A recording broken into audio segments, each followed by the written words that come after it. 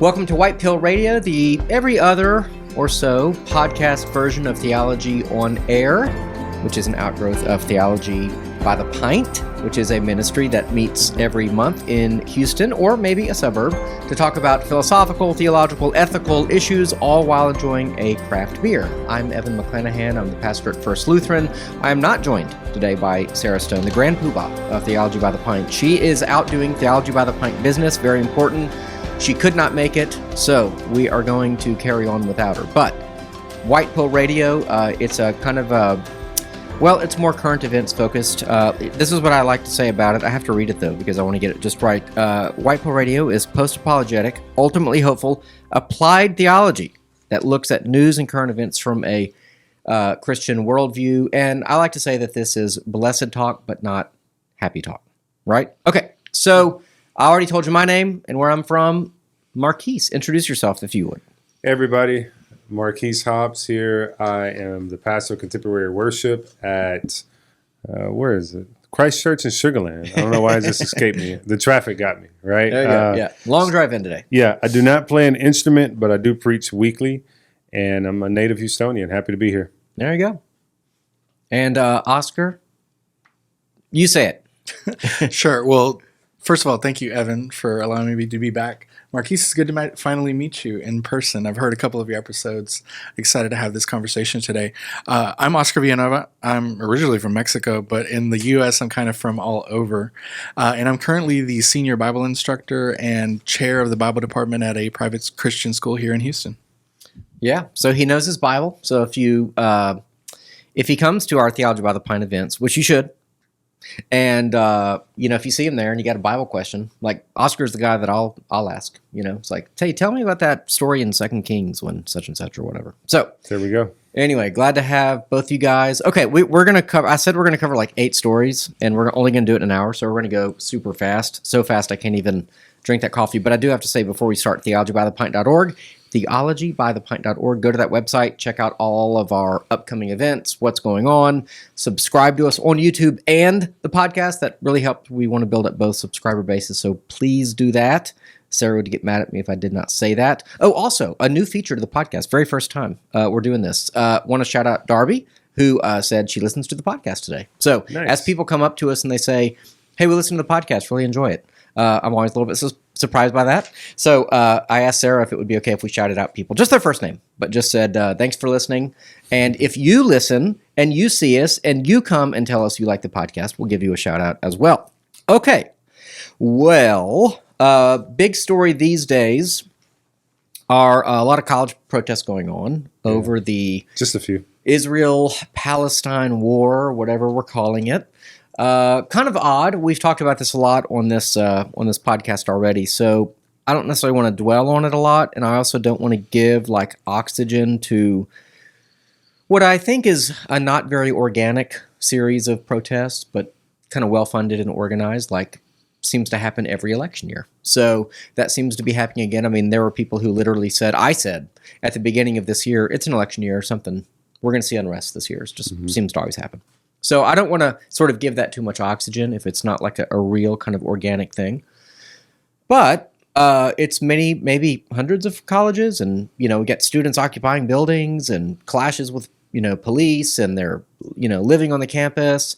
And what's weird to me, ultimately, about all of this is how the Palestinian cause, or the cause really of Hamas, has come to be favored.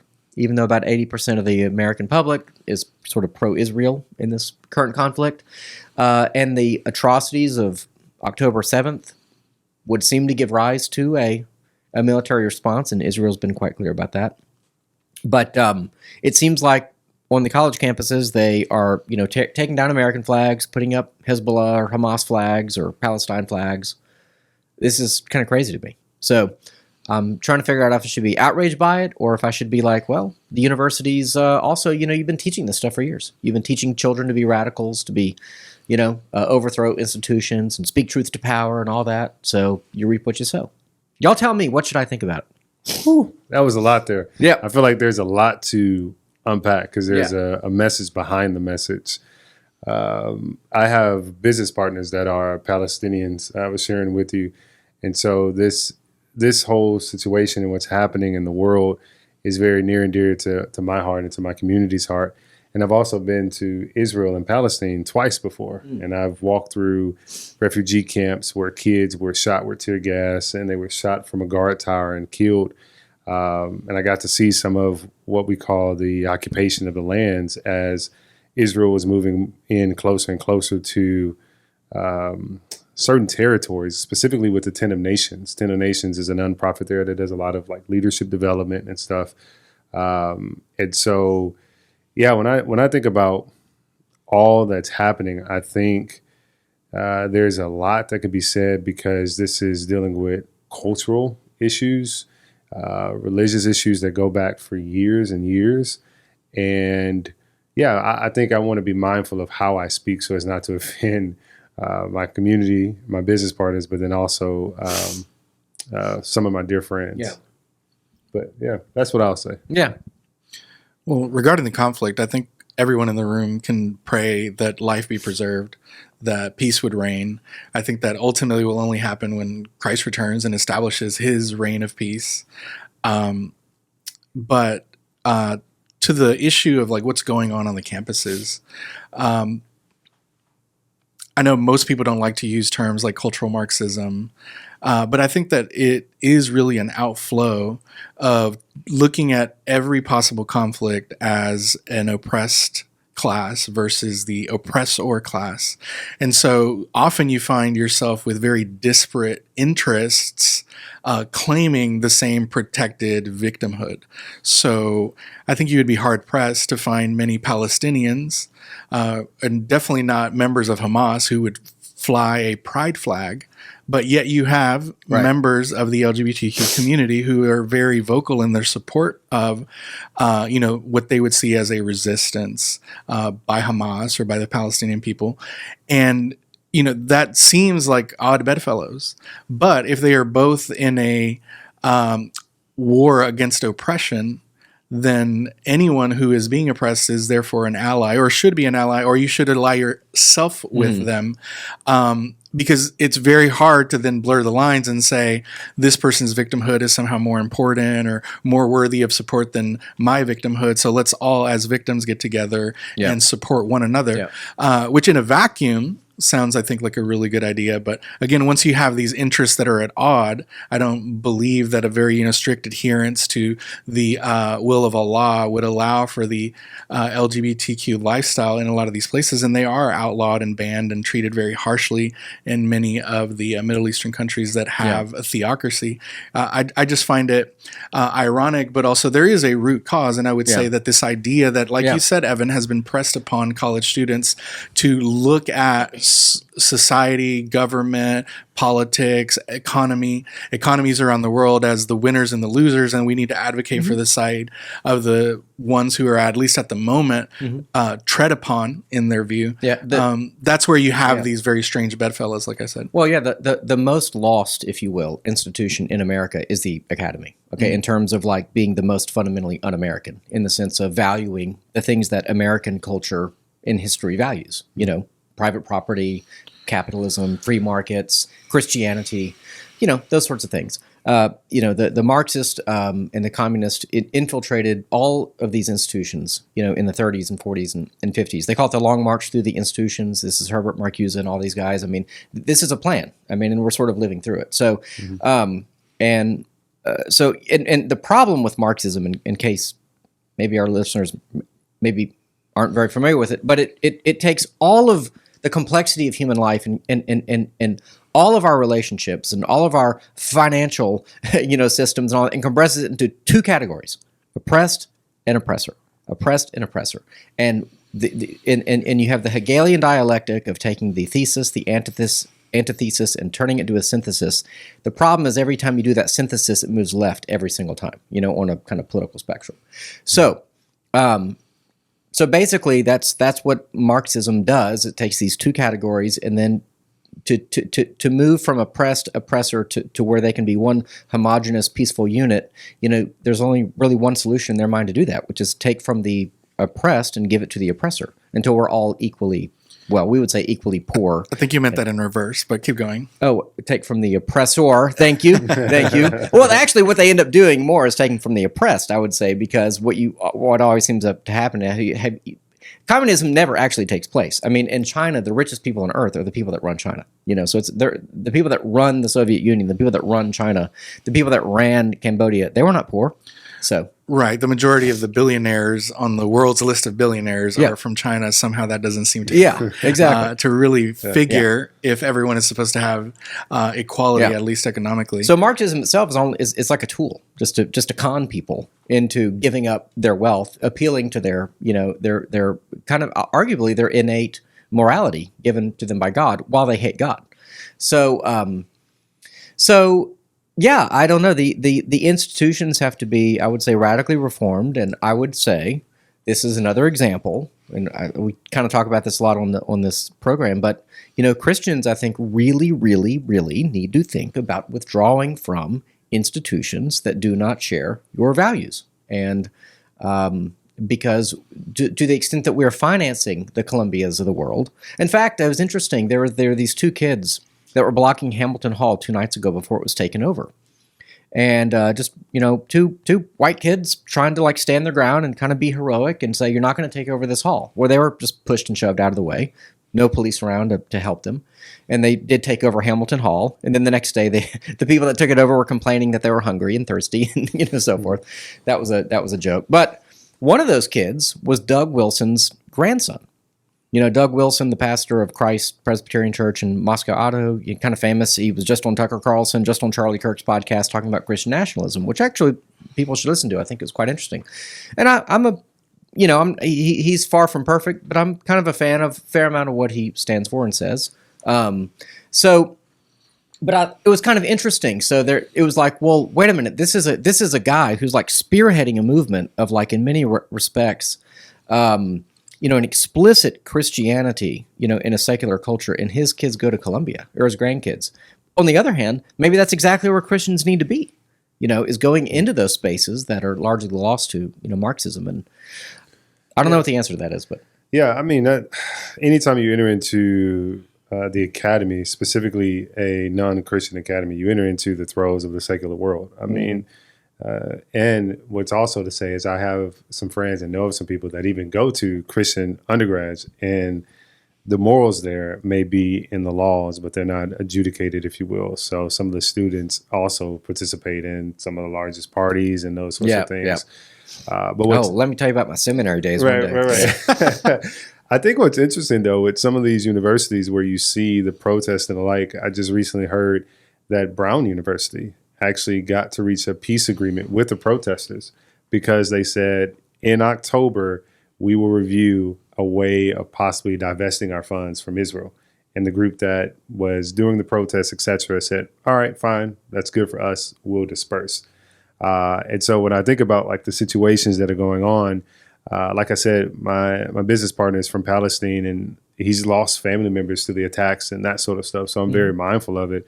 But I do wonder, what is a way to appease these public groups and these protesters? Is there a way to move forward where universities, without the use of violent force, can say, hey, here's a solution to disperse? Because even at Emory University, that's where I went for my master's at Candler, there was a professor there who was walking trying to help a student, and police just grabbed her, threw her face in the concrete. It was all over the news. Mm-hmm. And so I think if we don't get a handle, or the universities don't get a handle on this in a very sensitive way without involvement of too much local police, then this could continue to escalate and build and build and build. Well, I think the problem is that they're taking over buildings, they're camping, and so protesting, yes, but you should, even in America, even with the First Amendment, you still have to protest peacefully and assemble peacefully, and often on private property you have to get a permit to do so. Right. You don't have a right to camp, okay? You don't have a right to take a public space and live there, and say, I'm going to live here until Israel meets my demands. Okay, Israel doesn't care. Israel's going to do what Israel's going to do. And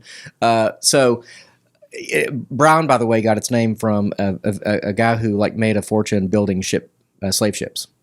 So Wouldn't be surprised. Yeah. Yeah, so I mean, the North made the slave ships. Okay, so the North isn't innocent either. But anyway, so yeah, I mean, I think the problem is it's like negotiating with terrorists, though. I mean, they are going on a campus and saying, "Hey, we're never going to leave," and so the university is like, "Okay, no." What the university should do is, if you're not a student here, get off our property. You're trespassing. If you are a student here, you're expelled. The problem would solve itself overnight, but there are no consequences, it seems like. And, so I think that they're doing things that they don't have a right to do. And then there's a broader question going on of like, in fact, just today, I think Thomas Massey, House rep from Kentucky, is putting forth a bill that makes like anti-Semitic hate speech illegal.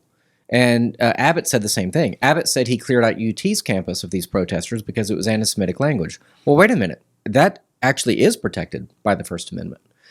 Because now we're into territory where, like if you followed Candace Owens leaving Daily Wire and her big beef with Ben Shapiro, that was in large part about her. She was saying, you people are accusing me of anti-Semitism when what I'm doing is protesting Israel's military application. Right. Those are different things. Yeah. Like, I'm not anti-Semitic. I don't have anything against Jewish people, but I think Israel as a nation state has gone above and beyond in the way that they are fighting this particular war. That's a legitimate conversation to have. I don't really have any say in it. I'm pretty much just don't want America involved. Israel doesn't need our money, and I wish we'd just back out of the whole thing. I was just going to say, in terms of like what ought Christians to think about this, and let's just maybe pick an issue regarding free speech. I think the fact that the United States has free speech as one of its like cornerstone foundational rights is a huge blessing. I mean, the fact that you can have dissent, vocal dissent, And a Christian blessing. Sure. And to criticize your politicians, to criticize your leaders, I think this is a real blessing that is very rare, if not unique, in its application throughout American history.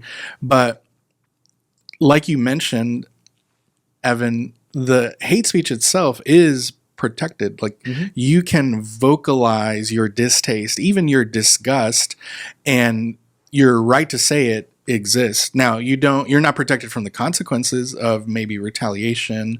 And I'm not a person that thinks that speech is violence itself, right? Like there are people who would say that speech are actions. Silence is also violence. Speech acts are violent, and yes, silence can be violence to some people. Yeah. But I want us to think about, or to have the audience consider, that there's a very, I think, clear distinction between what is legal in a society and what is moral according to the Word of God. And the Bible does not allow us to hate others. We are to love our enemies. We are to pray for those who persecute us. We are to, by our good behavior, in some sense, put them to shame, as if we were heaping coals upon their head. And so anyone who says, I can express my distaste, I can express my disgust in a hateful way because it's protected by the Constitution, as if the Constitution overrides the command to love one another, is doing it wrong. Yeah. And what's interesting, too, in some of these protests, I know we got to keep moving to another topic, is that the anti-Semiticism, once that claim is thrown out, then it pretty much instigates the other side of saying, all right, we have to shut this down. We have to do force. We can't do this. But in some of these crowds in the more public spaces, like I think in D.C. they had a march, and in Austin they had a march. Some of our Jewish, I'll call them cousins, because we're all a part of the same family tribe, right?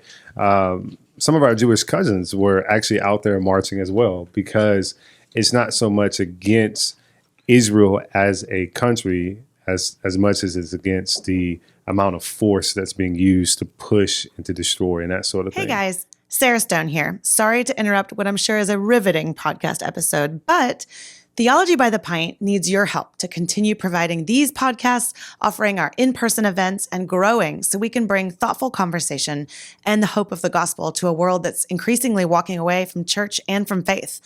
Now that we're a 501c3 nonprofit, all donations are tax deductible, so we've crunched the numbers, and if each listener of this episode gave just $1 for each episode you listen to, we'd put a huge dent in our annual budget. So consider giving today.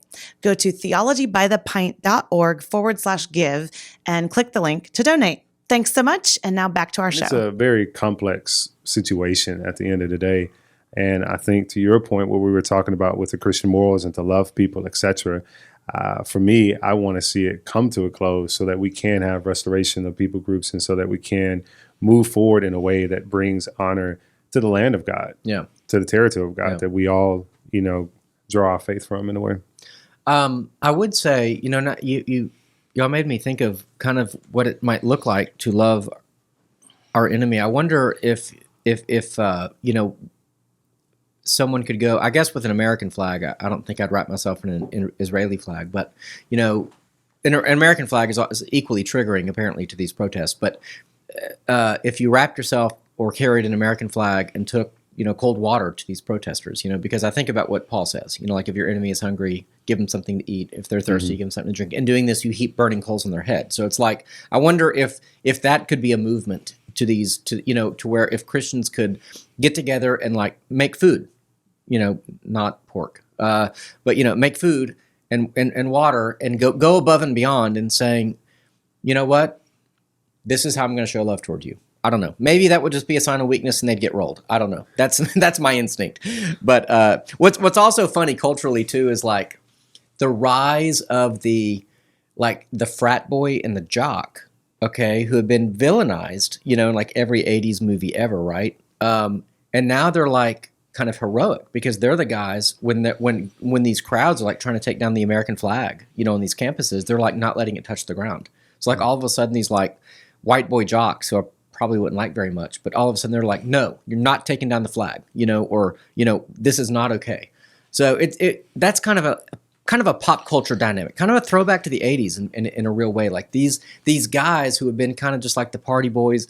In fact, there was a congressman from Georgia, and it was a picture of these frat boys like holding this huge American flag, like not letting it touch the ground.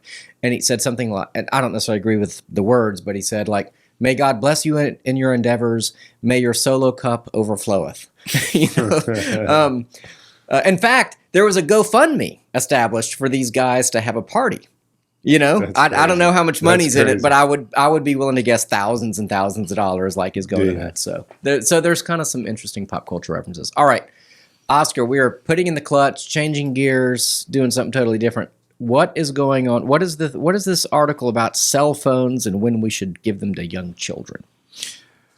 Well, I think the entire world is now having to grapple with how we are interacting with technology. And the French government commissioned a study, so Emmanuel Macron commissioned a study where their teenage population was analyzed, observed.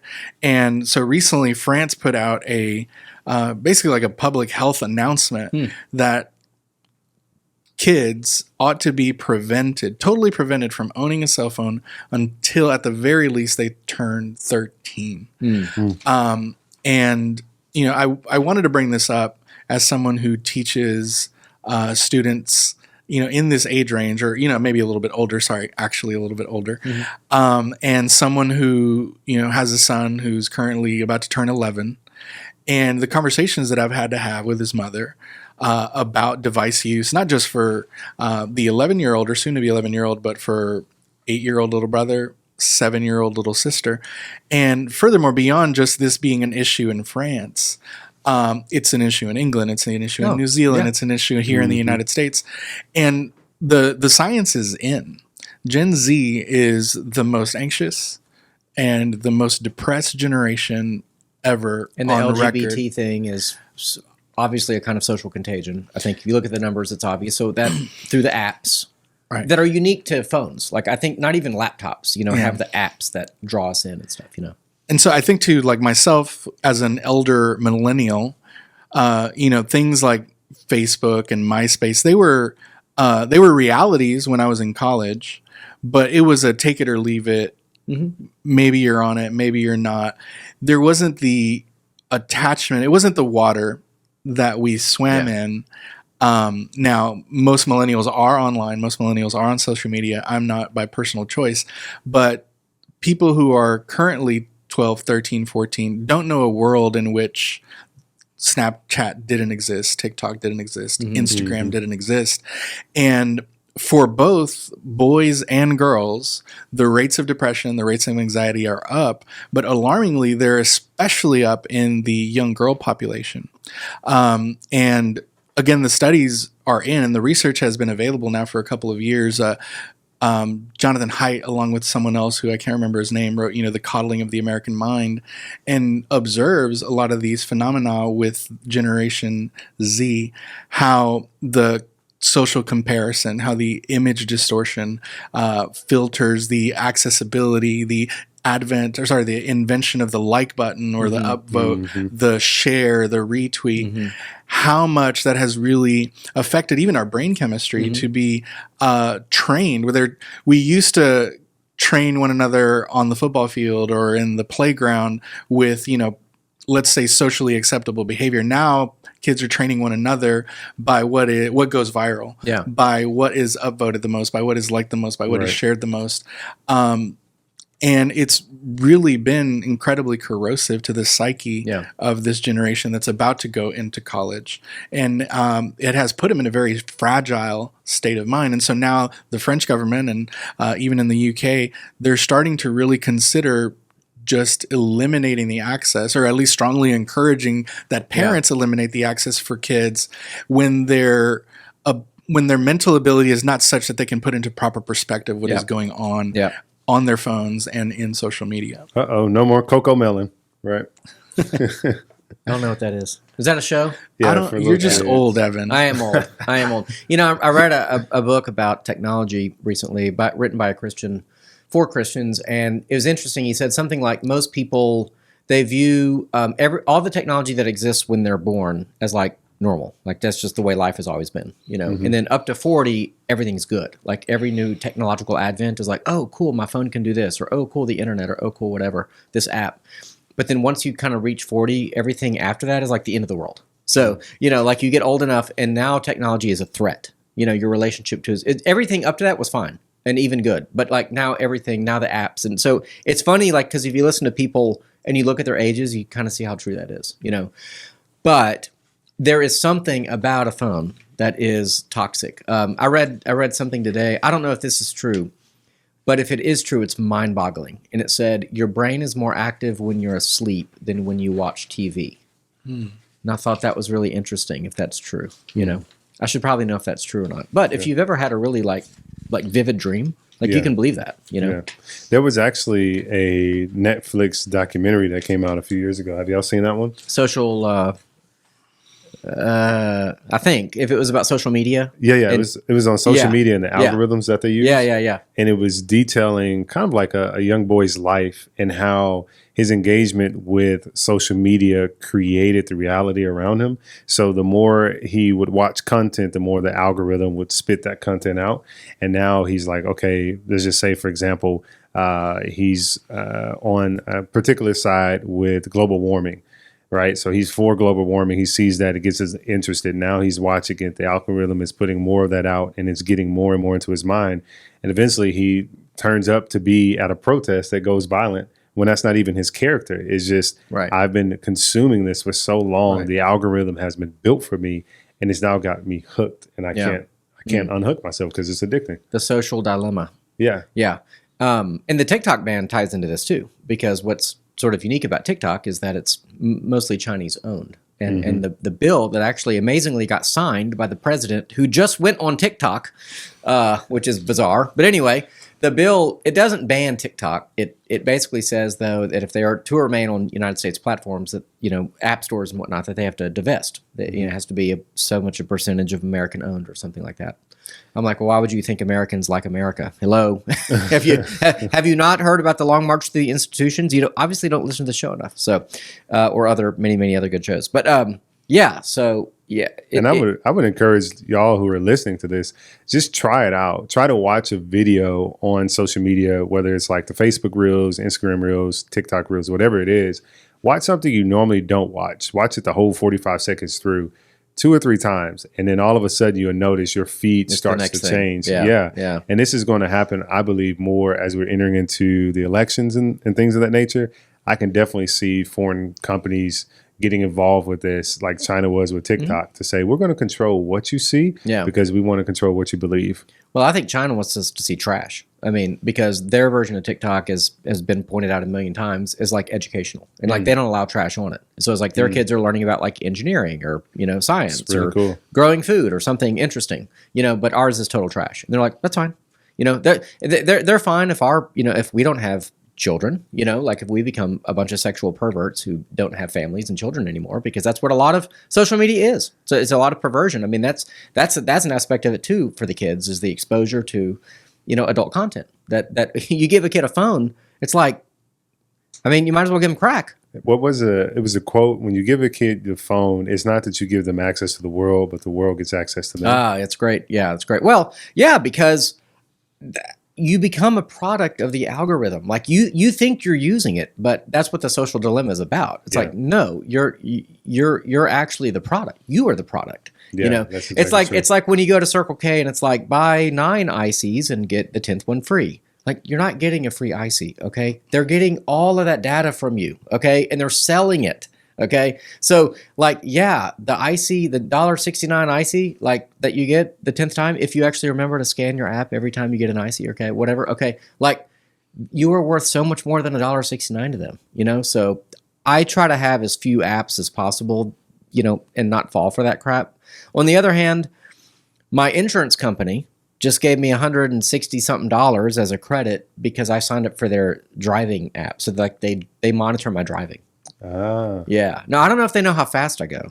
They said they only monitor when I have fast stops, which indicates I'm driving too fast. Most of the time. The phone hits the window. Yeah, exactly. Yeah. So anyway, well, yeah, I would say definitely kids should really have very minimal screen time. Get kids involved in sports. Do not let kids have, put pins and things like that on your Netflix and Amazon Prime accounts and things like that. And I do not understand parents who give their kids phone at all. Our kids are 13 and 15. It has not even crossed our mind to give them a phone, Well, something that I would challenge the audience to really think about, if you have kids that are getting to this age where you're considering it, is how often parents use the phone as a substitute for parenting. I want to be able to do this in the next room. I want to be on my social media feed and sort of give myself all of those dopamine hits. And to have to parent would be to interrupt what I'm doing on social media. So I would definitely want to challenge parents out there to ask yourself, are you using devices, period, whether it has social media on it or not, but devices, period, to engage and to distract and to keep you from having to parent. I mean, just a generation ago, you didn't have that at your disposal. So you had to be there. You had to be involved. Perhaps you were reading with your child. Perhaps you were playing a game with your child. Perhaps you were going, having a walk around the neighborhood with your child. And now the device gives you an out.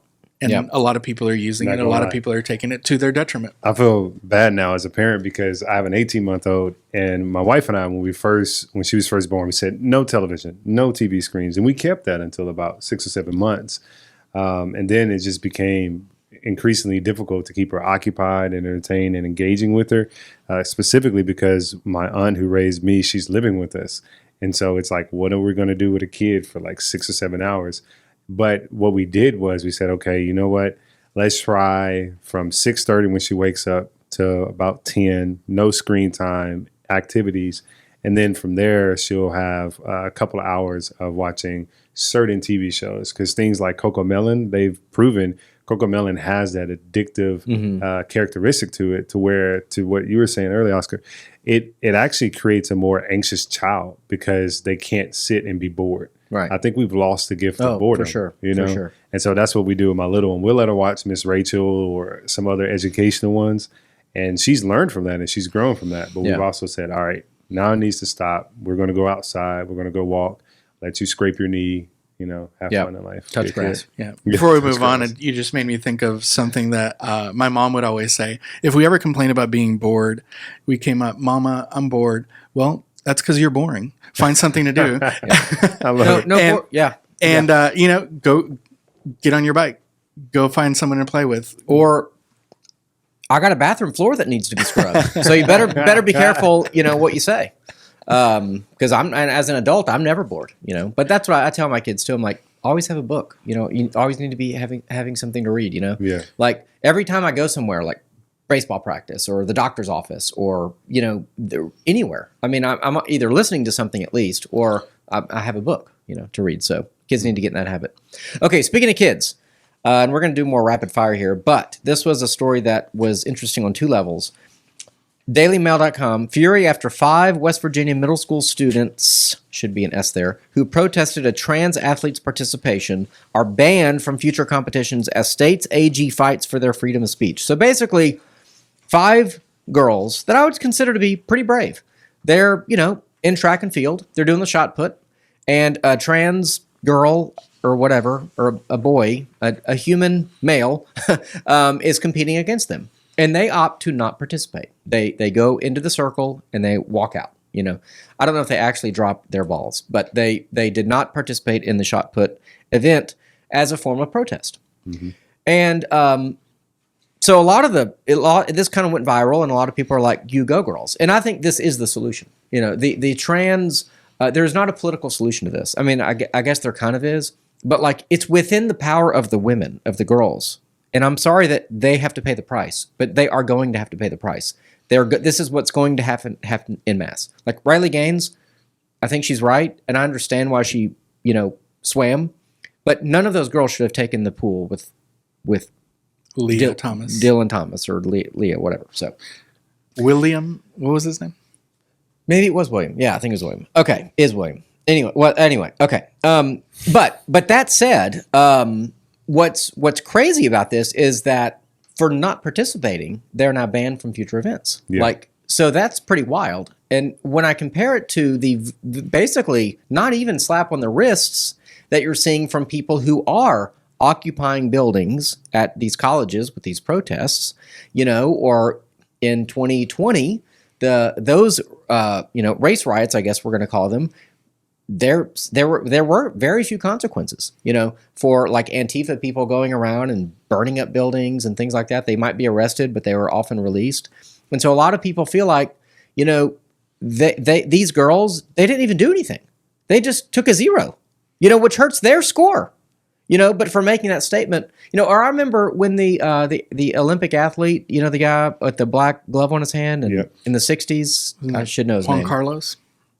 John Carlo. It's escaping me. Yeah. But he just raised his fist. That's all he did. I mean, he wasn't banned. I mean, we still talk about that, Yeah.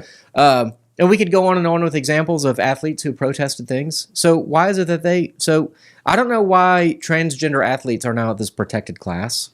I think it's frankly crazy. I can't rationalize it at all. So, yeah, it almost feels like for me, and I know I'm gonna get in trouble from somebody listening to this, but it's almost like you want to have your cake and eat it too, in a sense of you biologically you were born a male, but then you transform your gender into a female, and you want to participate in female activities, but you have the physiological and biological makeup of a boy. And so now all that testosterone, that strength, that speed, etc., which we know, generally speaking, exists in comparison to men and women, that's going into a sport. And to me, that's a extreme competitive disadvantage for women. Yeah. Not to say that women aren't strong and they aren't fast and they aren't capable, but when you take somebody who has the testosterone and the hormones, etc., and puts them into an event like that, like shot put. I mean, come on, I wouldn't want to compete. The average woman can do like 2 pull-ups or something. I mean, the upper body strength is women. I believe you in a lot more than that. But yes, yeah, maybe. I mean, I know women who can't do a single pull-up. I mean, it's just a different body type. It's different. Right. It's different. Muscle mass is thinner bones, weaker bones, shorter bones. And length is a lot of athletic advantage. That debate is over. That's why we have a separation between men's competition and women's competition. There should be a separate one, I think, for trans. I think. Well, it'll only only go one way. I mean, it would just be men, pretending to be women, because there's no advantage to a woman, Anyway. Sure. Well, 2 things. I think it's important that this is a middle school competition, and granted, everyone has a different precise age where they start to get those advantages from the greater muscle mass and the greater bone density and the lengthening of limbs and so on, that in explosive sports, like in throwing a shot put, is going to give you a natural advantage, period. Were it, second graders or third graders, perhaps. I don't know, man. I don't know. I always got second place in my field day 50-yard dash or whatever, Kickball. And the top 3 or 4 or 5 were always guys, So Sure, generally speaking, again, to use that phrase. Yeah. All I'm saying is that in elementary, maybe there would be at least somewhat of a level playing field. In middle school, and especially in high school and beyond, there's going to be basically a no contest. Right. And all you would really have to do is to pull up the world record holders in all championship Olympic events. Yeah, whether timed. It's the 100-meter dash, the high jump, the pole vault, the triple jump, discus. And if you were to take the gender off, and you ranked them all by time or distance or height, right, the top half would be the male half, and the bottom half would be the woman's half. And to kind of maybe piggyback on your analogy earlier, wanting your cake and eating it too, it's really just a self-cannibalizing set of ideas. So if you first really had a major push for women's rights, that's where things started. And then you began to very much advocate for the L and the G and the B, which for a long time it was just called gay rights. Well, at least the L and the G and the B understand that there's a gender distinction. A lesbian is a lesbian because she is a woman who is attracted sexually to women, and you guys get the point. But the T is totally inconsistent with the aims of the feminist movement and the LGB movement.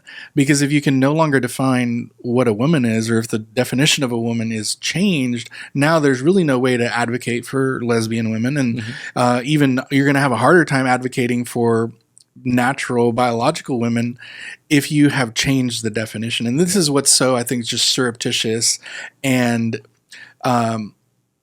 subtle about the entire idea, is that you want to fold in the arguments that have been made for the rights of women to increase, and use the same arguments for someone transitioning towards being a woman. But now the women who fought very hard to achieve the social goals and gains that they have, seeing themselves totally undercut. I mean, the fact that you could have Caitlyn Jenner be Woman of the Year on a magazine cover gets to the point of ironic satire. Like, is this real life? Yeah. What were we going to say? I was going to say, I think there's a new term, and forgive me if it's explicit. I think they call them vulva women or something like that. Have y'all heard that before? That's a new one. It's a new term that they're using to describe women who are naturally women in comparison to those who aren't. What's also interesting, I think that's just staring us in the face, is that this is a child who's in middle school that's identifying as trans. And it kind of just breaks my heart, because I wonder what led to this youth feeling this way. And it doesn't mean that they probably have a phone. They probably have a phone, yeah. But I just think about, like, for some of the things that's happening in the world, how can the church step in to provide assistance to the parents and to the kids where, 10 years ago, 15 years ago, all of us in middle school were weird. All of us were going through things, right? But my heart just kind of goes out to those who are struggling with their identity, and especially in middle school when everything else is going on. I think everyone understands middle school are the worst years, Yeah. Oh my gosh. So to have to be dealing with all these other issues is kind of crazy. And by the way, here's the white pill. Like, Christianity, contrary to what its critics say, really does love and value women. And I think women are greatly valued and greatly praised and actually put up to, not universally, not everywhere historically, but generally speaking, valued very much in a Christian society. And this is an example of the devaluing of women, by literally taking those things that are theirs, from them. And related to that is an article which we're not going to be able to get into much. Maybe we can come back to on a future episode about Biden's Title IX rules that basically come out and protect LGBTQ plus students, but it doesn't address transgender athletes. Sarah and I were talking about this, and she says that if you misgender someone, or if a school does or something, it could face fines or something like that. You've had Texas and Florida basically saying we're opting out. So there's another fissure in this federal state, who kind of is the real authority here because, Biden is changing Title IX and you have states saying, well, we don't really care what you have to say. We're not going along with this. So, but you have a lot of people greatly offended, that again, women's spaces are not safe places for women. You're going to have men in those spaces. Even if they're not competing, they can kind of claim a right to those spaces. I wonder if debating this is even like valuable because I wonder if we're at the point of 1984 where 2 + 2 = 5, and it's not okay for you to give a silent assent to that, but in your mind still believe that 2 + 2 is 4. You have to actually come to believe that 2 + 2 = 5 and love that belief. And that's when you've really given yourself over to Big Brother, in the book, is when you actually believe that 2 + 2 really does equal 5. And that's what I wonder if what's really going on is this gigantic psyop where they're basically saying, okay, let's put this out now and see if this gains any traction. Let's see how many people will come to believe the absurdity that a man can become a woman or a woman can become a man. And for us to even debate it, I wonder if it feeds that insanity, Sorry if I'm being too blunt for our audience. Feel free to disagree. Feel free to come on. theologybythepint.org. Reach out to us. Well, I don't think you're being too blunt or disrespectful in any way. I think when I said subtle and surreptitious earlier, I'm talking about how language is used. Yeah, I mean, I really do believe that the adage holds that the pen is mightier than the sword. Mm-hmm. You don't have an invasion or a military fight in order that people accept, a redefinition of gender or pronoun usage or so on. What you have are arguments being made in the media and then being pushed very strongly, and to have influencers that are then advocating. And it's all about tweaking language slightly and redefining. It's no longer it's no longer sex reassignment surgery. It's gender affirming care. Right. Right. Because you want to divorce yourself from the idea that sex is a biological reality. Yeah. And it's more about advocating for a particular position and the difference between gender and biological sex. So just observe how differently these issues are spoken about, even just 10 years ago, where you had acceptable common language, vernacular that's found in places like the DSM. And now you have in print media and, you have all of the journalistic entities who have new codes about how they can discuss certain things. Right. And if you even want to peel the onion back further, I mentioned this documentary in the past, but it's about Edward Bernays and the rise of public relations, which is really propaganda, which was the name of his book. But it's called The Century of the Self. And basically it's a kind of chronicling of how the 20th century, based on new psychological insights, mostly Freud, but then his opponents, how they learned how to twist language, focus test, basically, turn a thing into a positive, so like cigarette smoking for women became a positive because it became empowering, so stuff like that. And I mean, there's data out there and facts that show the U.S. government invested into Hollywood to produce certain movies because if you want to change the people, don't give me the politics, give me the culture. Yeah. And that's what Disney was trying to do, right? And with those secret meetings. And so the more this gets in front of us and the media puts it out and we ingest it because we're consuming TV, again, using that, the more it just becomes common for us. And we're like, oh, I'm not sensitive to it anymore. Yeah. And I mean, right back to phones and social media and algorithms and all that. I mean, that's just the new way to do it. And it's way more effective than a Disney movie from time to time, But let's keep going. Speaking of LGBT, the United Methodist Church. Uh-oh. Yeah, I gotta leave. Got a Methodist here. I actually was a baptized Methodist. I was raised Methodist for 5-6 years, and my whole both my 4 grandparents went to the same Methodist church, and that is how my parents met. Wow, they were introduced that way. So I got Methodism in the blood. My wife was Methodist as well from Kansas. So I knew I liked you for a reason. Yeah. So this is from Christian Post. The United Methodist General Conference has voted to remove a decade-old ban on ordaining pastors in romantic same-sex relationship after thousands of conservative congregations left the denomination in recent years. At the conference on Wednesday, that's today, I think, it was voted on by a vote of 691. I'm sorry, 92 to 51. And so basically, we've talked about this in the past. Anyone who pays any attention to church politics at all knows that the United Methodist Church gave this kind of 2-year window for conservative churches, more or less, to sort of leave. I think that was pretty much 2022 and 2023. And so, yes, thousands of churches did leave, which basically means that those left are all, you might say, more progressive theologically, Right. more or less waving the rainbow flag. And so it's no surprise that the first chance they got, with overwhelming votes, because there's no dissent left, they voted pro-LGBT marriage practice and all that. So what does the Methodist have to say about all that?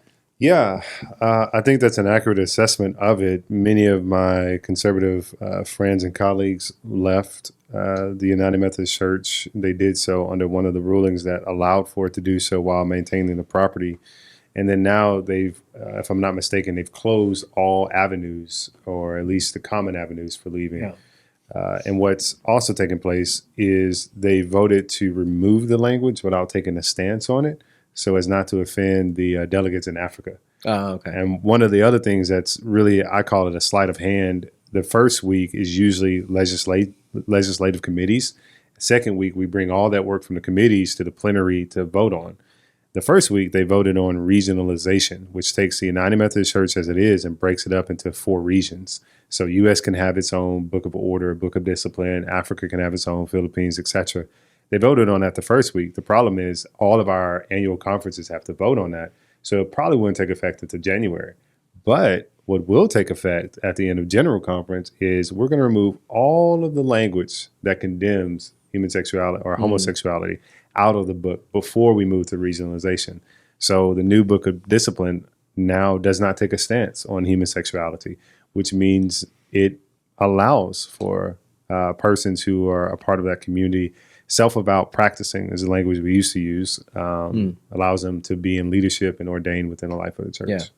What are the Africans saying? I mean, this literally just happened today. So Yeah. Some of the it's hard for them delegates. to like fly to America, And Yeah. So some of them actually didn't make it. There was issues I've heard with visas. And then it depends on what side of the argument a person is. They'll tell you, oh, the delegates from Africa, they're conservative, they have high concerns. And then others will tell you, oh, the delegates from Africa, they have their own region now. It's not a concern at all. When the truth is, most countries, if not all countries in Africa, are very conservative. And in some places, homosexuality is a criminal offense. And so many of the ones that I know of, some have decided to leave, and there are still some that have decided to stay. Yeah. So it's really a mixed bag with that. Yeah. Well, and we just had a whole Theology by the Pint event around this topic, or around the topic of homosexuality anyway, Yep. which did not include the T or the plus, I guess. But it was on that topic, so you can listen to that on the podcast feed. You may already have, or on our YouTube channel. I would say, having left the ELCA years ago and observed all this, this is a Pyrrhic victory. So they can cry their tears of joy now, but this is church killing. So good luck to your denomination. It will not survive long. The support, the money, the morale will all dissipate very, very quickly in the wake of this. You don't have to believe me. Just watch. You know what I'm saying? Just let's just see what happens to the UMC. Yeah. You can't survive this. So you finally got to the point where you can outvote the other people. Congratulations.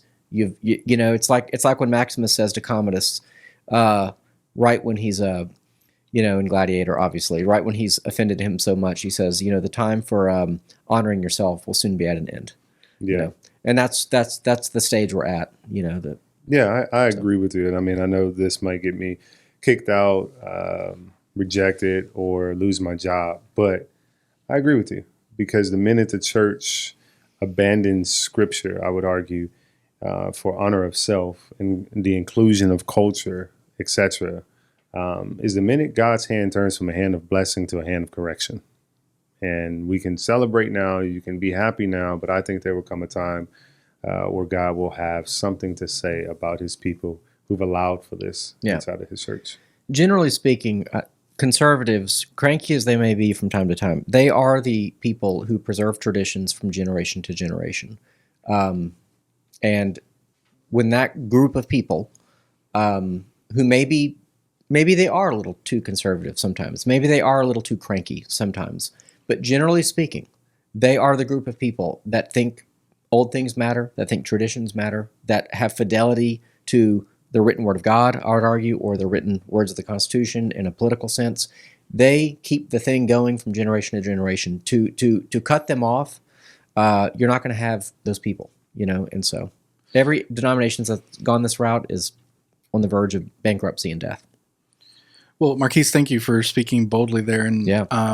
I agree. I mean, I think about how Methodism even began, right? With as a strong and very fervent holiness movement, with the Wesley brothers wanting to devote themselves to personal holiness and to and I would disagree with this, but like full sanctification, Right. and sanctification up against what standard? Like, Right, what right. is it to be Right, holy? right. Well, it's all over the Bible. God tells us what holiness is and what moral perfection would look like Yep. in the person of Jesus Christ and in the writings of the apostles that are moved along by the Holy Spirit. And it's just incredibly tragic to fail to see that one can remove out of the book of order, out of the book of discipline, these statements on sexuality and what constitutes proper God-ordained sexuality, but to remove them from the scripture would be anathema. And so the fact that we can't really see the unintended consequences of doing that as an organization that, like you have been saying, is choosing culture over Christ is just incredibly tragic. Yeah. Yeah, and I would end it by saying this: we were recently in a cohort where we brought in a coach for discipleship, etc. And he was telling us, as Methodists, we always say for our ordinance, you go before the bishop. The bishop always asks us, "Do you believe you'll achieve perfection in this life?" And like that was a really hard thing for me to agree to. But I knew back in the day, Wesley didn't believe that you can fully achieve it, but it's possible because of Jesus. However, this coach said Wesley's understanding of perfection wasn't that idea of perfection. All things are right. But it was the Greek word telos, which means completeness. And he said Wesley's understanding of perfection was you will go on to be that all God has created you to be. And I think with the stance the Methodist Church has taken, they have not gone on to perfection because they are not living into all God has called them to be. They're living into all that they have called themselves to be. Yeah. Well, to the love is love mantra, I say love is part of a beautiful design. The other word, telos, right? Yep. I mean, so God has this design, he has this intention for the way that we are to live in community, the way that we're to build families, the way that we're to, live ethically as individuals. And this flies in the face of it. So it'll be interesting. We are just about out of time. These good sirs have other commitments, but I'm just going to mention this, and I'm going to save it for a future White Pill Radio because I think it'll be around. But John MacArthur said something very interesting. There's a Twitter post out there where he says essentially that there's no such thing as PTSD, OCD, or ADHD, and basically saying that these are kind of either symptoms of grief or they're kind of almost like false, diagnoses for the sake of big pharma to sell medicine and things like that. So. Anyway, I said I was going to only mention that. So for our listeners, you can come back and listen. Cliffhanger, yeah. We're not going to share any thoughts. But I did want to end on an ultimate kind of white pill note. And by the way, with the United Methodist churches, the Church of Christ will always carry on. The gates of hell will never. Yes. So we are going to see these denominations crumble. But I'm not like pessimistic. I mean, it's just it may thin the herd a little bit, John 6 style. But those who hear the voice of the shepherd, rather. They will always be, the Church of Christ is going to be just fine. Yeah. So I think Albert Mohler put it in a really fun, even graphic way, that these kinds of debates that cull the church get rid of the mushy middle. Yeah. The people that remain are those that are holding on hard and fast to the Word of God and to the promises and to the eternal hope that we have in Jesus Christ. And by the way, the SBC, these are issues that are creeping into the SBC, right? In fact, there's a book, I've heard this author interviewed several times. Oh man, I can't remember it. She was on Charlie Kirk's show. I think Tucker Carlson interviewed her. but it's something about like the money in the evangelical churches, or like I think like shepherds getting rich or something to that effect. It hasn't come out yet. I'm sure it's on Amazon and all that kind of stuff, but it's like shepherds getting rich or something. And it looks at like a lot of the funding of what goes on in a lot of these big denominations, and like Russell Moore and like some of his connections. And so, yeah, there's a lot of messaging that goes on in that's why I don't really believe in mega churches, and I think we should have even a skepticism towards denominations. But there's a lot of messaging that goes on that comes from outside sources. So think about it. You know? On the next episode of. Yeah. But last white pill, Russell Brand gets baptized.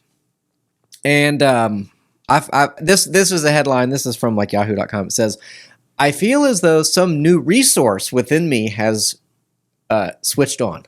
What could that be? What could that be? Yeah, I wonder. Yeah. Well, it's called the Holy Spirit, and you receive the Holy Spirit. I would argue at baptism, but maybe our Baptist friends would say at regeneration, and baptism is a sign of that. Either way, it seems that the man, and this is an interesting trend because he's so controversial. He was so hedonistic.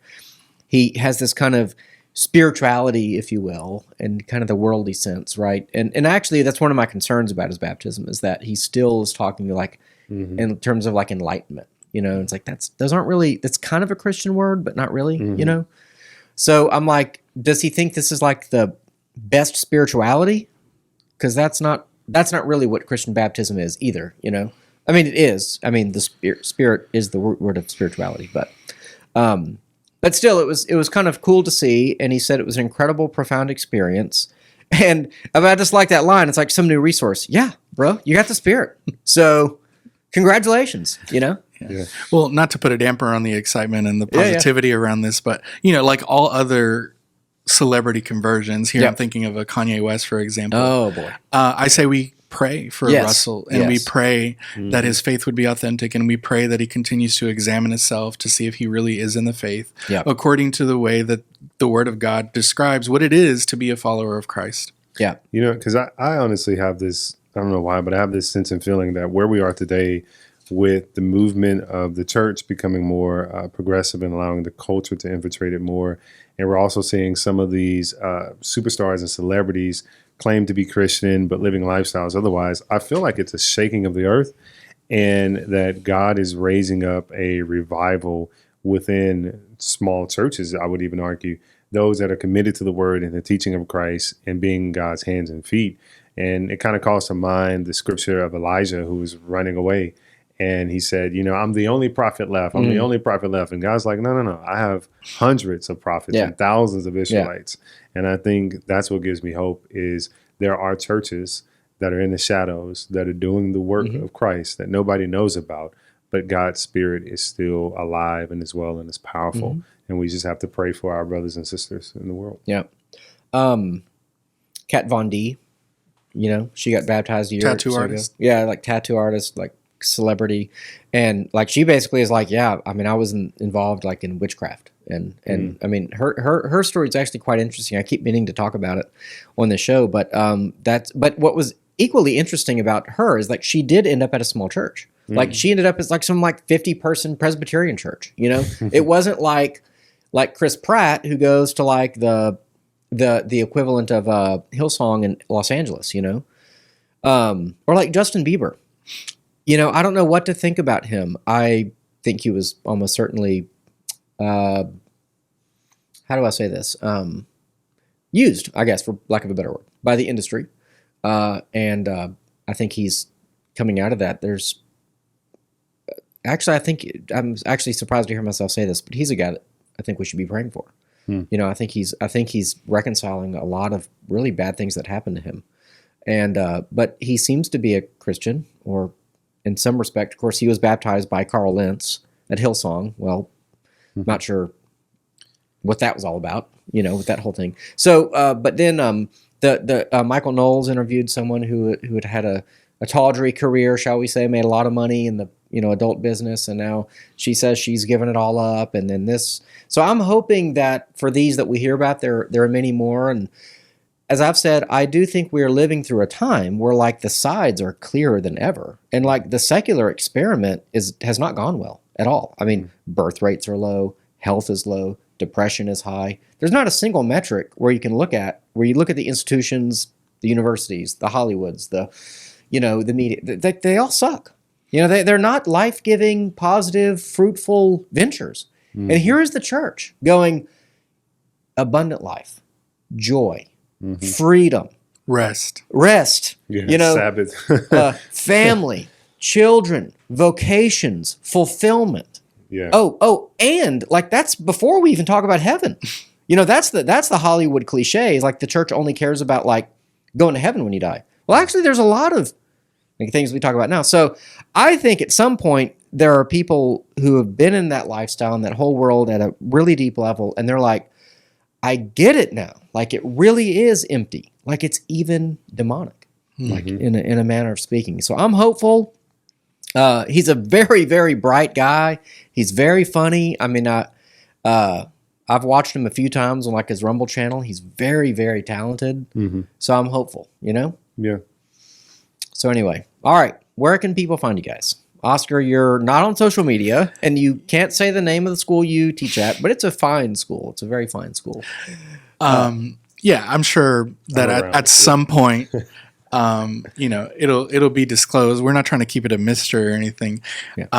But at any rate, OscarVillanueva14 at yahoo.com. I'll give you my personal email address. It's and you say it the correct way, but it's Villanueva. Exactly. So, all right. But, okay. Marquice, Sugarland, what is it? Yeah, Christchurch and Sugarland. Okay. Gotcha. Yeah. That's where I'm a pastor at. And you can find me on Facebook. You can find me on LinkedIn. And then also for anything real estate, commercial real estate, InvestStream with some of my partners I mentioned. Yeah, man runs a whole real estate empire over here too. So in his spare time. So, and I'm Evan McClanahan. I do not have a real estate empire. I am the pastor at First Lutheran, flhouston.org. So check that out. And sorry, Sarah couldn't be here. It's always a loss, but Sarah, we'll get you next time. And in the meantime, we encourage you to question freely, think deeply, and disagree as needed.